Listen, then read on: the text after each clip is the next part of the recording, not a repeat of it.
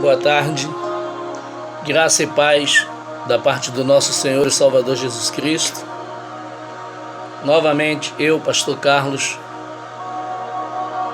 Ministério Apostólico Tabernáculo de Deus em Itaguaí, venho aqui trazer uma palavra para você de despertamento, de alinhamento e para você entender as coisas do reino de Deus de forma mais clara, mais simples. Vivemos uma época em que as pessoas procuram uma resposta referente à volta do Senhor Jesus. Se especula muito porque ele ainda não voltou. Alguns dizem porque o evangelho não foi pregado ainda aos quatro cantos. Outros falam outras coisas. Mas eu queria poder falar algo para você entender. Talvez essa demora. Vivemos uma época em que a igreja tem perdido a comunhão com o seu Deus. Vivemos uma época em que a igreja tem vivido suas próprias vontades e não a vontade de Deus. Vivemos uma época em que os homens se acham acima de Deus, mesmo que involuntariamente eles não percebam isso. Eles vivem um governo humano debaixo do braço forte do homem. Vive um regime onde um homem só diz tudo que tem que ser feito dentro da casa de Deus.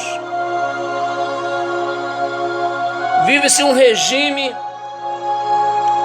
em que só prevalece o que aquele líder diz. E ainda se perguntam por que a demora do Senhor Jesus Cristo voltar. Eu vivi uma época da minha vida,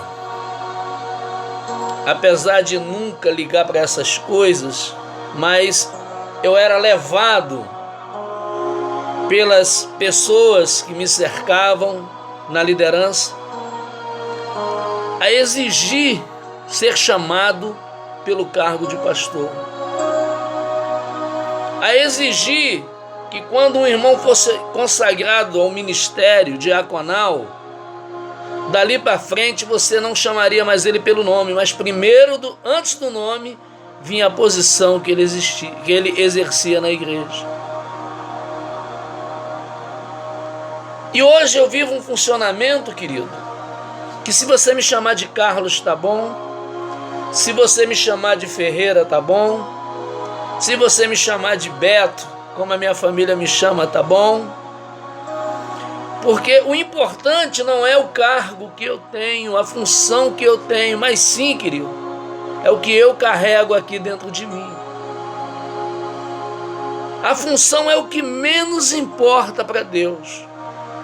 Mas o que Ele quer ver é o que você carrega dele dentro de você. Às vezes te chamam de pastor por deboche, mas não te respeitam. Não respeitam o que você carrega.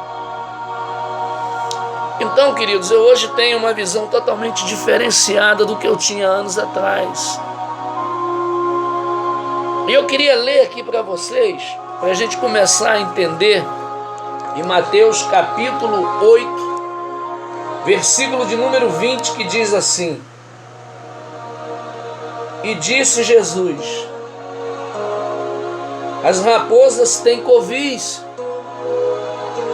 e as aves do céu têm ninhos, mas o Filho do Homem não tem onde reclinar a cabeça. De repente você tem uma bela igreja, querido. De repente você tem um púlpito lotado de obreiros nos seus cultos. De repente você tem mármore no templo que você construiu. No seu altar, tudo do bom e do melhor. E você não vê essa palavra, que você pode ter tudo, mas o Filho do Homem não tinha nem onde reclinar a cabeça. Vivemos uma época em que a posição para a sociedade vale mais do que viver o evangelho genuíno de Cristo. Jesus nos ensina a escolhermos os últimos lugares. Quando ele entra no templo em Jerusalém, ele não bateu e nem chicoteou pessoas. Ele bateu no sistema religioso da época. E a palavra diz que a raposa tinha covil, as aves do céu ninho, mas o Filho do Homem não tinha onde reclinar a cabeça. A resposta, porque ele não voltou ainda, está nesse versículo aqui. É simples. Mas para você entender, querido, você tem que estar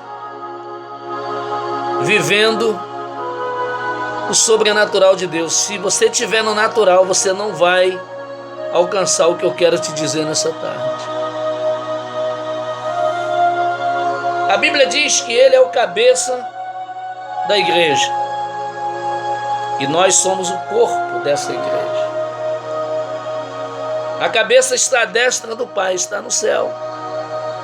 E o corpo está aqui na terra. E mais uma vez eu volto a dizer, quando você quer reclinar sua cabeça, onde é que você reclina? Não é no travesseiro. Eu falo isso no seu corpo, ou no corpo de alguém. Você, filho, que quando quer reclinar a cabeça, que está com problema, você encosta aqui, ó, no ombro do seu pai. Ou você mesmo, cansado, encosta em você.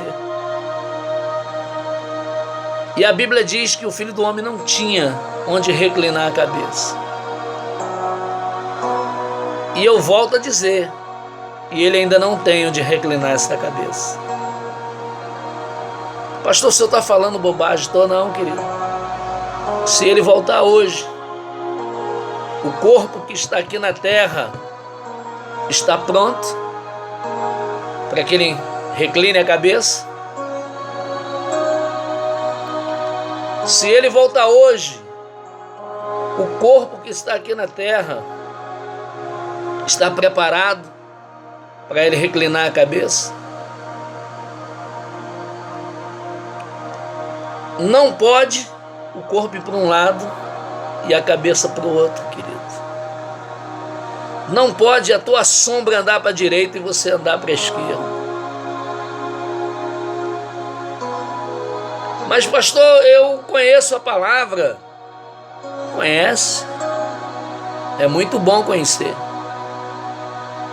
Melhor ainda é viver a palavra. E a palavra, queridos, ela não é um livro de capa preta. Ela não é. Ela contém esse livro. A Bíblia significa biblioteca de livros. Ela contém livros nela que contém a palavra. Mas a palavra é uma pessoa. E quando você entender que a palavra é uma pessoa, as coisas começam a mudar na sua vida e na sua visão. E essa pessoa nada mais, nada menos, é Jesus Cristo. E eu quero te convidar nessa tarde a você orar e pedir a Ele para que te revele, para que se mostre a você como Ele é. Sabe, Deus está querendo levantar filhos iguais ao dele, parecido com o dele. Eu não posso dizer que sou de Cristo, se eu não sou igual ao meu irmão mais velho? Ele é o nosso irmão mais velho. E o que Deus quer é que nós sejamos filhos parecidos com o que Ele tem. E eu quero que você pare e pense, querido, o que você tem feito da sua vida espiritual. Eu estava lendo sobre o profeta Elias, que matou 400 profetas de Baal, fez aquele altar molhado com água, orou, o fogo desceu do céu, fez maravilhas. No entanto, ele não conseguiu eliminar Jezabel e nem o rei Acabe. Você sabe por quê? Vou te explicar. Você vai dizer, mas você fala tanto em reino. Sim, nós vivemos num reino. Nós somos súditos desse rei chamado Jesus. O reino não é história. O reino é real. O reino é um país, querido, com regras, com leis. E dentro desse reino, você só pode entrar nele e viver ele quando você entra pela porta que é Cristo e vive esse funcionamento. Um reino só pode ser combatido por outro reino. Como existe o reino de Deus, existe também o reino das trevas. Mas como é que eu vou combater um reino se eu não vivo o funcionamento de reino? Era o caso de Elias. Elias só tinha um funcionamento de profeta.